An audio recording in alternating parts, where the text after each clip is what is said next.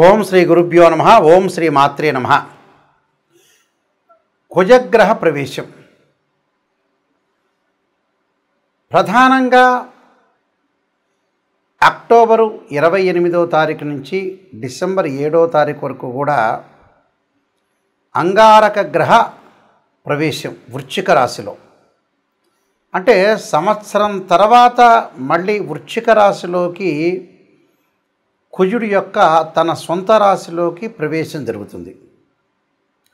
కుజుడు సహజంగా ఒక రాశి నుంచి మరొక రాశికి మారటానికి 45 రోజుల కాలం పడుతుంది.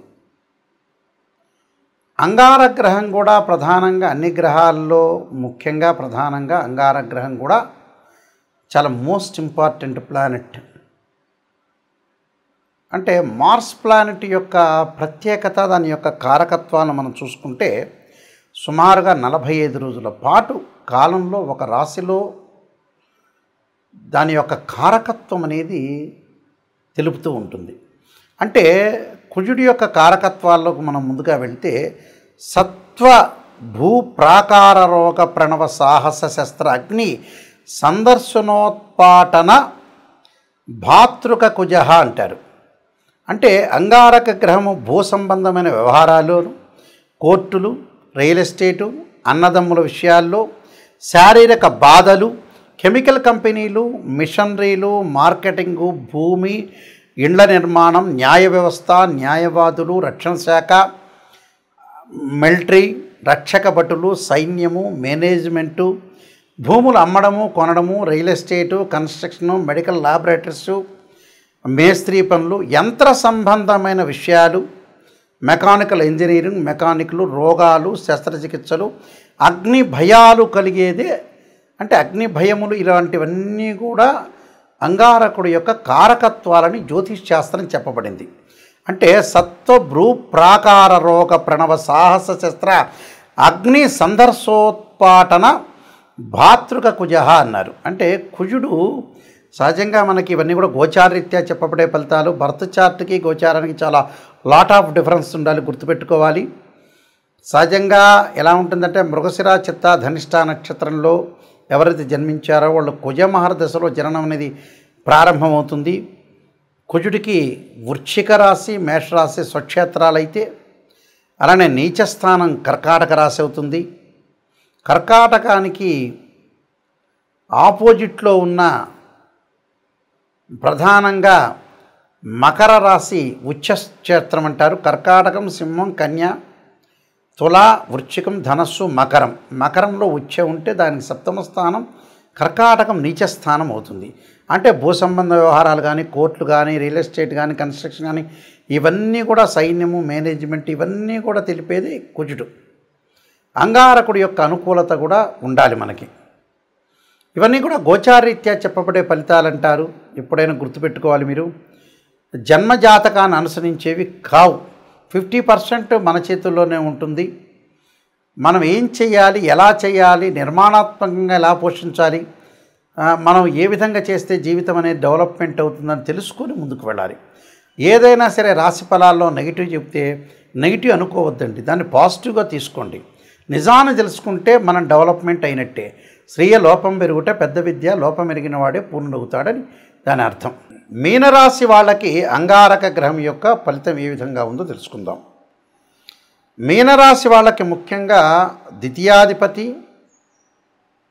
అలానే భాగ్యాధిపతి అయిన కుజుడు భాగ్యస్థానంలో ఉన్నాడు. ఉంటే ఏం జరుగుతుంది? 9వ స్థానం అంటే అన్న వస్త్రాలకు కొన్ని ఇబ్బందులు కలగటం, ఇబ్బందులు కలగకుండా చూసుకోవాలి. ఆరోగ్యాన్ని చాలా జాగ్రత్త ఉండాలి. దీర్ఘకాలిక వ్యాధులు ఉన్నాడు, వాహన ప్రమాదాలు జరగకుండా, కేవలం నెగ్లెక్ట్ అనేది లేకుండా చూసుకోవాలి. తండ్రి యొక్క ఆరోగ్యాన్ని చాలా జాగ్రత్త ఉండాలి. బంధుమిత్రులతోటి భార్యాబిడ్డ విరోధ భావాలు రాకుండా సహనంగా ప్రవర్తించండి. వాళ్ళు చెప్పే మాట ఓకే అనండి, చాలా సింపుల్ అది. పాత బాకీలు తీర్చుట, కొన్ని ఇబ్బందులు, రుణాలు, డబ్బులు కొద్దిగా పెరుగుతూ ఉన్నా కూడా కొద్దిగా జాగ్రత్త వ్యవహరించాలి. రుణ బాకీలు తీర్చుకోవాలని అర్థం. అంటే ఏం చెప్పబడుతుందంటే ఆశనాచ్ఛాధనమాన్యం అంటారు. శోషణం, దేహపీడనం, అంటే రుణాల విషయంలో జాగ్రత్త ఉండాలి. కొన్ని అపశృతులు జరగటం, ఆరోగ్యపరంగా ఇబ్బందులు లేకుండా చూసుకోవాలి. స్థాననాశనం, విరోధంచ నవస్థో ధరాసుత అన్నారు. అంటే స్థానచలనం జరగటం, విరోధ భావాలు కలగటం కూడా జరిగే అవకాశాలు ఉంటాయి. కాబట్టి కొద్దిగా జాగ్రత్త వహించి ఆరోగ్యాన్ని కాపాడుకోవాలి. ఆవేశాన్ని, బంధుమిత్రులతో సహనంగా ప్రవర్తించాలి. ప్రతి విషయంలో కూడా కొన్ని సందర్భాల్లో జీవితంలో రాజీ పడక తప్పదు. లౌక్యం చాలా ఇంపార్టెంట్. లౌక్యంగానే మనం ముందుకు వెళ్తే లైఫ్ అనేది ముందుకెళ్ళే అవకాశాలు ఖచ్చితంగా ఉంటాయి. కాబట్టి చాలా జాగ్రత్త వహించి ముందుకెళ్తే మీకు మంచి సుఫలితాలు ఎదురుతాయి. నేను కొన్ని పరిహారాలు చెప్పబోతున్నా, ఆ పరిహారాలు పాటించండి, మీకు మంచి సుఫలితాలు జరిగే అవకాశం ఖచ్చితంగా ఉంటుంది. ఈ రాశుల వాళ్ళకి ముఖ్యంగా కుజగ్రహం అనేది అనుకూలంగా లేకపోతే అంగారక పాశుపత రుద్రాభిషేకము, కుజ జపము, అలానే కుజుడి యొక్క అభిషేకాలు, కందులు, ఎర్రని వస్త్రము, ఎర్రని గొడుగు, ఎర్రని పూలు దానం చేయమని చెప్తారు. ముఖ్యంగా అంగారకాగ్ని శక్తి అస్తాయ ధీమే తన్నో భౌమ ప్రచోదయాత్ అనే మంత్రాన్ని, తత్పురుషాయుందే మహాసేనాయ ధీమే తన్నో షణ్ముఖ ప్రచోదయాత్ అనే మంత్రాన్ని మంగళవారం ఉపవాసం చేయటం, అలానే ముఖ్యంగా 2 జంట సర్పాలను దానం చేయటం, రాహుకాలంలో దీపం పెట్టడం, ఇవన్నీ అందరికీ తెలిసినవే. ఎప్పుడు కూడా జీవితంలో మనం బాగుపడాలంటే నెగిటివ్ని తెలుసుకోవాలని పదే సార్లు చెప్తున్నా. చాలామంది ఈ మధ్యకాలంలో మేము డెవలప్మెంట్ కావట్లేదు అనే వ్యక్తులకి ప్రధానమైన సూచన ఏంటంటే డబ్బును ఎక్కడ సద్వినియోగం చేయాలో అక్కడ సద్వినియోగం చేయలేకపోవటం అనేది ముఖ్యమైనది. డబ్బు లేకపోతే పర్వాలేదు, లేకపోతే అతను ఏం చేయలేడు. డబ్బు ఉన్నవాడు కూడా ఏం చేస్తున్నారంటే వివాహాలు, పిల్లల యొక్క పెళ్ళిళ్ళు లేటు కావటం. కారణం ఏమిటి అని అంటే భగవంతుడు మనకు మంచిగా జ్ఞానాన్ని ఇచ్చాడు.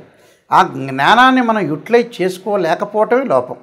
ఒక పర్సన్ ఉన్నాడనుకోండి, అతను మ్యారేజ్ బ్యూరోలో డబ్బులు ఎక్కువ అడుగుతున్నారని, లేకపోతే ఆస్ట్రాలజర్స్ ఎక్కువ అడుగుతున్నారని, లేకపోతే ఆ పెళ్లి సంబంధం వస్తే అంత దూరం హైదరాబాద్ నుంచి రాజమండ్రో, గుంటూరో, లేకపోతే హైదరాబాద్ నుంచి ఆదిలాబాదో లేదా బాంబేనో వెళ్ళాలని డబ్బులు ఖర్చు పెట్టాలనే ఉద్దేశంతో డబ్బులు ఖర్చు పెట్టలేకపోవటం, సరైన సంబంధం వచ్చినప్పుడు చేసుకోలేకపోవటం, సరైన ఇల్లు వచ్చినప్పుడు తీసుకోలేకపోవటం, అంటే ఏదైనా కోర్టు సమస్యలు, కోపము, ఉద్రిక్తము, ఆవేశం బాగా పెరిగే అవకాశాలు కూడా కుజుడితోనే ఉంటాయి. అంటే మన చేతుల్లోనే ఉంటుంది. చాలామంది కూడా సంతానం అనేది వద్దంటాం. పెళ్ళిళ్ళు కూడా మ్యారేజ్ బ్యూరోలో ఇంత అడుగుతున్నారు, ప్రతి వాళ్ళు ఇంత డబ్బులు అడుగుతున్నారు ఉద్దేశంతో వాళ్ళు ఉన్నవాళ్ళైనా కూడా పిసినారితనంతో మళ్ళీ పిసినారితనం ఉందా అంటే లేదు, మళ్ళీ వాడు ఏదో సెల్లో, టీవీనో లగ్జరీగా వెళ్తూ ఉంటాడు. అసలు విషయానికి డబ్బులు ఖర్చు పెట్టడం అనేది నేర్చుకోండి. చాలామంది కూడా వివాహాలు కుజదోషం అంటారు. 2, 4, 7, 8, 12 స్థానాల్లో ఉంటే దాన్ని కుజదోషం అంటారు. 13 నక్షత్రాలకు కుజదోషం అనే ఎగ్జంప్షన్ ఉంటుంది. కొన్ని రాశులకు కానీ కొన్ని లగ్నాలకు కానీ కుజదోషం అనేది వర్తించదు. కేవలం వివాహానికి కుజదోషమే కాదు, శుక్రదోషం ఉంటుంది. ధనం సంపాదించిన కుజదోషమే కాదు, గురువు కూడా అనుకూలంగా ఉండాలి.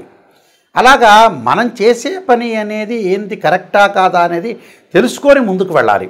ఎక్కడ మిస్టేక్ చేస్తున్నా ఆ మిస్టేక్ను మనం ఎలా సవరణ చేసుకోవాలి అనే విషయాల్లో మీరు చాలా జాగ్రత్తగా ఉండి డబ్బును దేని ఖర్చు పెట్టాలి, ఏది అవసరం, అతను నిజం చెబుతున్నారా లేదా. మా దానిలో కూడా ఆర్ఎంపీ డాక్టర్లు, ఎంబీబీఎస్ డాక్టర్లు, ఎంఎస్ డాక్టర్లు ఉన్నారు. సరైనగా మీకు అనుగుణంగా చెప్పే వ్యక్తులు కూడా ఉన్నారు చాలామంది.